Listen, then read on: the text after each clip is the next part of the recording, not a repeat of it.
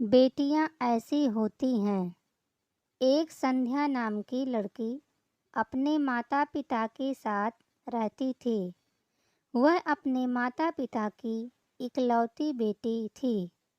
उसके माता पिता उससे बहुत प्यार करते थे, इसलिए वह जो भी मांगती थी उसे लाकर देते थे। उसके पिता इतना ज़्यादा पैसे नहीं कमा पाते थे, लेकिन फिर भी वह अपनी बेटी की हर इच्छा पूरी करते थे।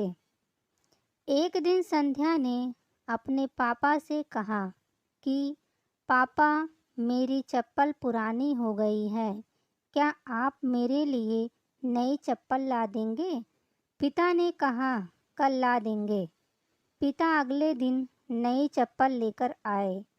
संध्या ने नई चप्पल देखकर बहुत खुश हुई और चप्पल पहनकर पूरे दिन मोहल्ले में उछल कूद करती रही। शाम को वह घर आई और चप्पल उतारकर सो गई।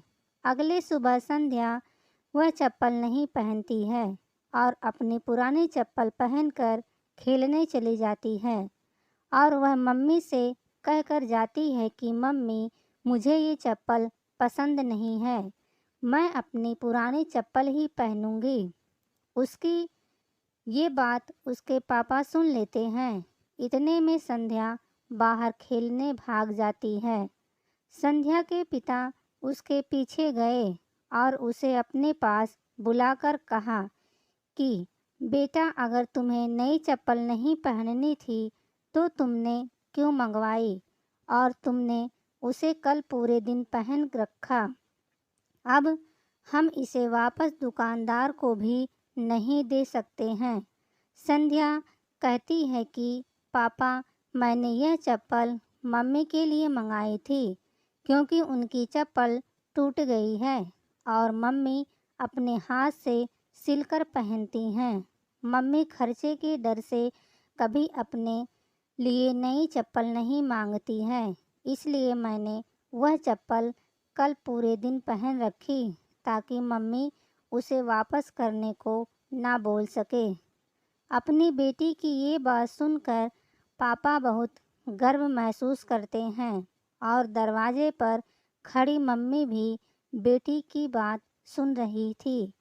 वह भी मन ही मन बहुत खुश हुई कि इतनी सी बच्ची में इतनी समझ है। दोनों माता पिता एक दूसरे के सामने देखकर मुस्कुराते हैं और बेटी को प्यार करने लगते हैं। सीख हमेशा अपने माता पिता की मजबूरी को समझना चाहिए। धन्यवाद।